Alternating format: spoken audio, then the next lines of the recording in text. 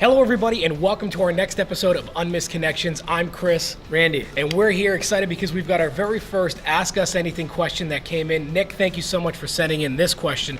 I'm going to go ahead and read it. We're going to answer this now in video. So hey guys, saw your video on LinkedIn. I found this as an opportunity to ask you a question that has been tickling my thought spot for a while now. Get your hand away from me.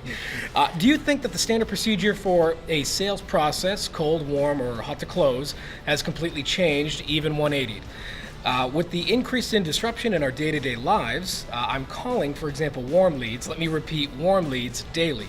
The majority of them screen the calls and treat me like a telemarketer. Incredibly defensive right off the bat. It now seems like people like me who are trying to introduce and help people with the software they signed up for, or who have asked specifically for help, are paying the price. Does it make sense? Does the sales approach need to change? If so, what do you think is a good starting point?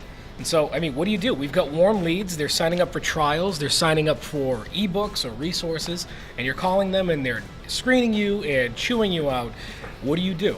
Yeah. So Nick says, have things changed? You know, I'm making a phone call to someone who you would think would want that call because Sure. they took an action, right? Or raised their hand, and they're extremely defensive off the bat. Yeah, things have changed. You know, those telemarketers, or even, let's even go broader, Chris.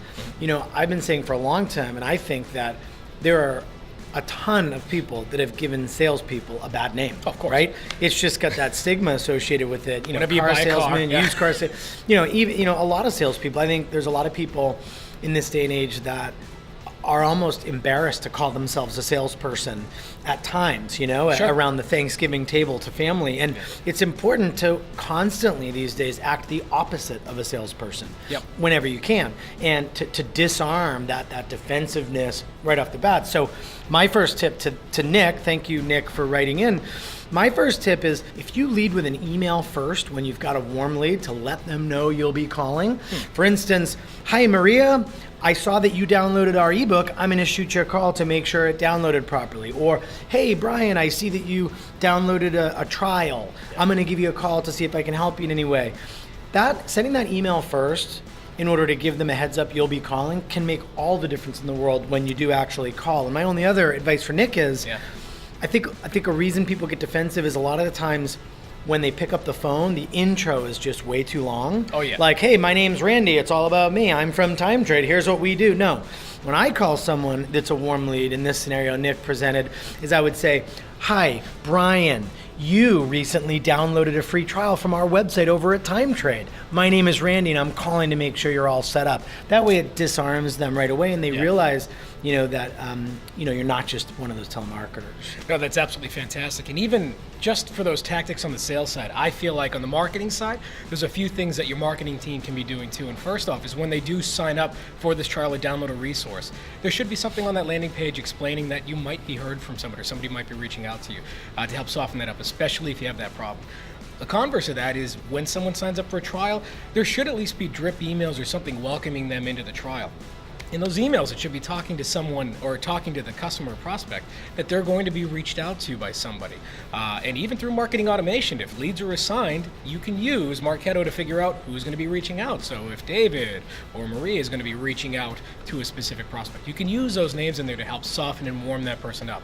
And it's really just about setting the expectation.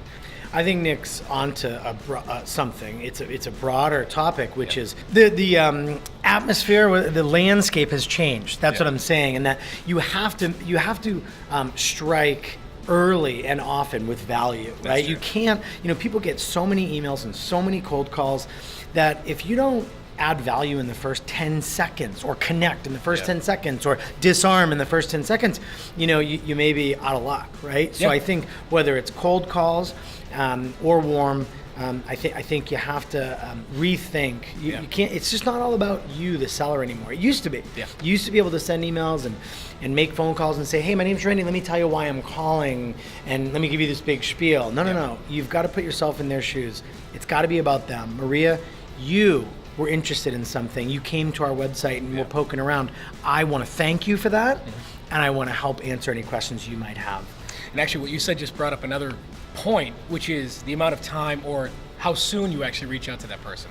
If somebody downloads a resource or signs up for a trial and you're reaching out 4 or 5 days later, If you think they're going to remember you, you're nuts. You always want to do something with that warm or cold or hot lead when it's top of mind, right? Like, you don't go to the mall, walk in a shoe store, and then 45 minutes later when you're down at the food court, they don't walk up to you and go, hey, did you want to look at a pair of shoes? Like, they get you when you're in the shoe store staring at the shoes on the wall, right? Of course. So if someone's on your website downloading an ebook, getting started on a trial, why would you not want to contact them right then? And the stat says that if you even wait more than 5 minutes, the conversion rate plummets. Nick, thank you so much for the question, and I welcome anyone out there to send us a question for us to answer on camera here at unmissedconnections@timetrade.com.